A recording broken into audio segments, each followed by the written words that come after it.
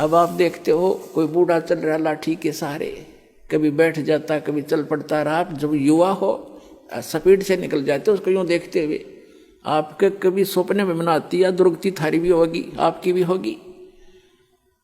तो जब तक आपको ये ज्ञान नहीं होगा तब तक ये मन की बकवाद समाप्त नहीं होंगी। इस ज्ञान से 90% लगाम डल जाएगी इस मन पापी के, जो दास आपको बताने चाह रहा है।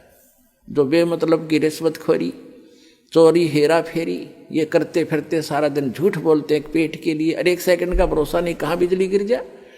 और जब हम इस परम पिता की शरण में आ जाएंगे, आपको चार्जर मिल जाएगा, हैंडपंप मिल जाएगा, कितना जल भर लो, दूसरे का क्यों चराओ, तो अपना भरो ठाठ के, कितना ठोक लियो, मटके भर के धर लियो सपेर। तो हम अविधिवत चलने से चोर उचक्के बन गए, और शास्त्र अनुकूल साधना करने से आपको यहाँ भी सुख देगा और वहां पहुंचावेगा आपको जो गीता ज्ञान दाता बता रहा है। अब बताएंगे आगे। अब गीता ज्ञान दाता बता रहा है कि जो मेरा इस ज्ञान को आश्रय कर लेते हैं, तत्वदर्शी संत की खोज कर लेते हैं, उससे फिर उस तत्ब्रह्म की जानकारी हो जाती है। तत्ब्रह्म, उस परम अक्षर ब्रह्म की, उस परमात्मा की जिसमें 18वें अध्याय के 62वें श्लोक में जिसकी शरण में जाने के लिए गीता ज्ञानदाता कह रहा है, उसकी जानकारी होती है और सभी कर्मों से परिचित हो जाते हैं और सभी अध्यात्म कंप्लीट स्पिरिचुअल नॉलेज से वो परिचित हो जाते हैं। तो केवल वो जरा और मरण से छूटने का प्रयत्न करते हैं। जैसे दास ने उदाहरण दिया कि एक बुढ़िया 80 साल की, 75-80 वर्ष की, और मुंह में दांत नहीं, और उसको मैंने कह दिया बुढ़िया पीछे हो, दूसरी को आने दे, बहनों को ने बोली इतना बुढ़ी दिखूँ मैं, वो तेरा गजब हो, 80 साल की जाड़ नहीं। ये बिल्कुल सही है, क्योंकि हम वृद्ध होना कति लायक नहीं करते और न ही हम मृत्यु पसंद करते। और ये दोनों डेफिनेटली होंगे, मृत्यु भी होगी और वृद्ध भी होंगे। तो पुण्यात्मा 8वें अध्याय के प्रथम मंत्र में अर्जुन ने पूछा कि हे गीता ज्ञान दाता से कि हे पुरुषोत्तम, क्योंकि उसको पुरुषोत्तम मान रहा था, वो श्री कृष्ण मान रहा था कि श्री कृष्ण ये ज्ञान दे रहा, लेकिन श्री कृष्ण के अंदर यूं काल बोल रहा था गीता ज्ञान दाता। उसने पूछा कि किम तत्ब्रह्म, किम अध्यात्म, किम कर्म पुरुषोत्तम।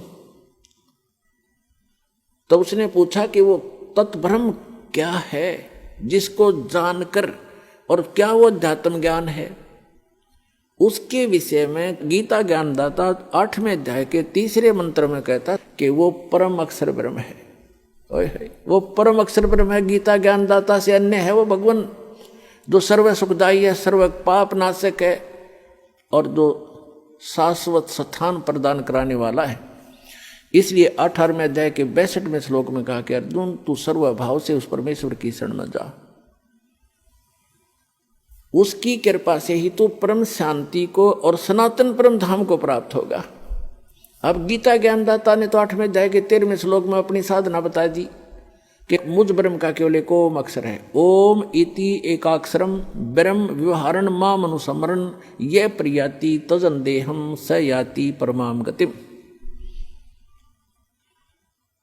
अब उसने स्पष्ट कर दिया कि मेरा तो एक ओम मंत्र है मुझ ब्रह्म का, और ओम से क्या मिलता है ब्रह्मलोक। 8वें अध्याय के 16वें श्लोक में बता दिया कि ब्रह्मलोक पर्यंत, ब्रह्मलोक में गए हुए प्राणी भी पुनर्जन्म के अंदर हैं। वो शाश्वत स्थान नहीं हुआ जहां जाने के बाद वापस नहीं आना पड़ता।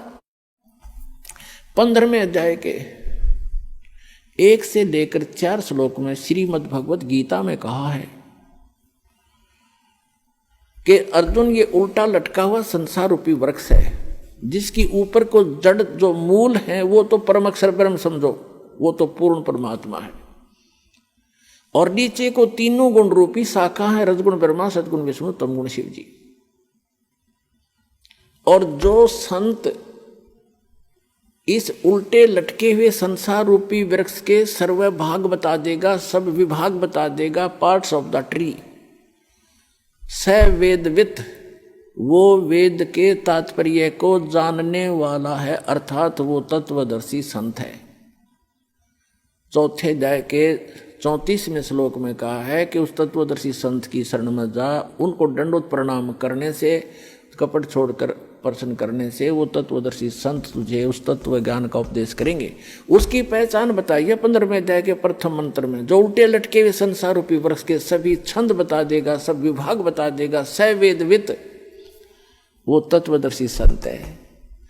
जब परम पूज्य कबीर परमेश्वर जी आदरणीय स्वामी रामानंद जी को सचखंड लेकर गए थे, फिर उनको वापस छोड़ा था, तब कहा था दोहू ठोर है एक तू भया एक से दो, और रामानंद कहे हम कारणे तुम आए हो मगजो, तुम साहेब तुम संत हो, तुम सतगुरु तुम हंस, और गरीबदास तेरे रूप बिना और न दूजा अंश।